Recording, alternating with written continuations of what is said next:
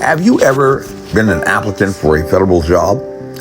If you are a resident of Virginia's 8th Congressional District, chances are 1 in 4 that if you are over the age of 16, you are a government employee, according to the latest statistics from the Census Bureau. Second only to Virginia's 10th Congressional District, where Jerry Conley serves as the incumbent. Virginia's 8th Congressional District boasts the highest number of federal government civilian employees in the nation, and the most, second to none, in civilian and military federal employment. And most federal government workers in Virginia's 8th Congressional District would probably give Don Beyer a high approval 2 thumbs up rating for his support for federal government workers. But did you know that in a recent case before the Merit Systems Protections Board, it was determined that the board generally has jurisdiction to review an appeal filed by a tenured civilian federal employee from a removal, a suspension of more than 14 days, a reduction in grade or pay, or a furlough of 30 days or less. The order further stated, significantly however, the board ordinarily lacks jurisdiction over a claim by an individual that an agency failed to properly select and or appoint him to a federal position. What that simply means is that if you are denied an employment position with the federal government and that you believe that you are the victim of discrimination for whatever reason, the Merit Systems Protections Board has most recently affirmed a position that it has held dating back to at least the early 1990s that you cannot have your day in court to challenge that adverse personnel decision in that tribunal. So if you can't go to the Merit Systems Protections Board with your discrimination case, where can you go? Who do you call? Ghostbusters?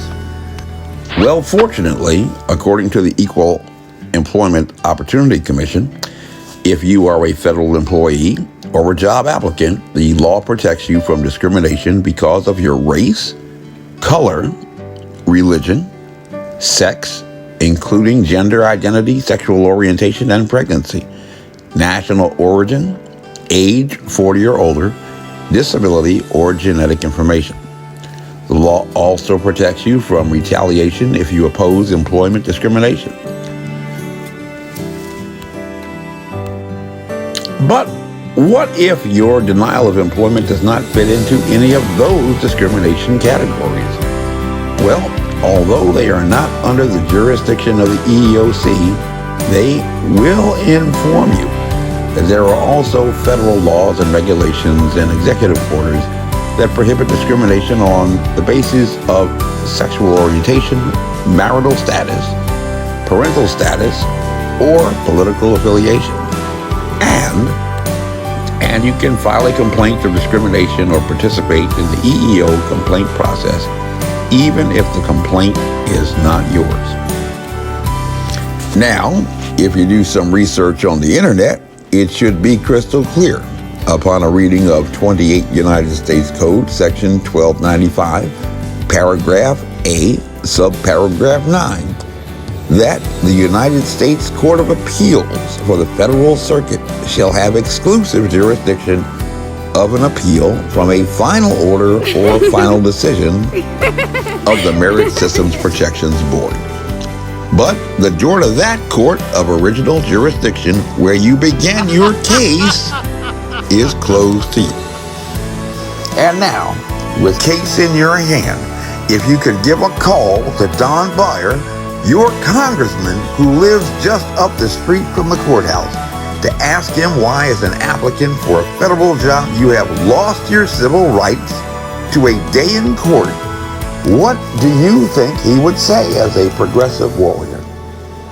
You could even tell him about how under 5 United States Code Section 1221, Paragraph A, the Congress has determined that you, as a federal job applicant, have an unabridged right to your day in court to make your case.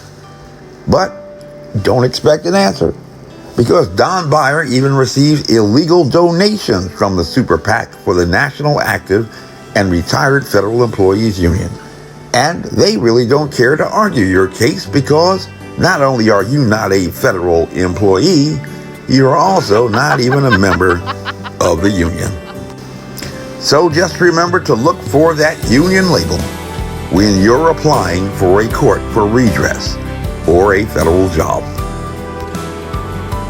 My name is Major Mike Webb, retired Army Ranger, and I am running for U.S. Congress with liberty, honor, and excellence.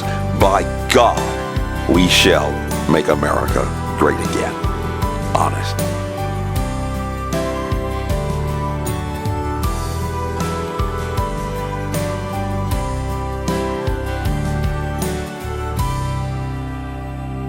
This advertisement was authorized by Mike Webb. Honest.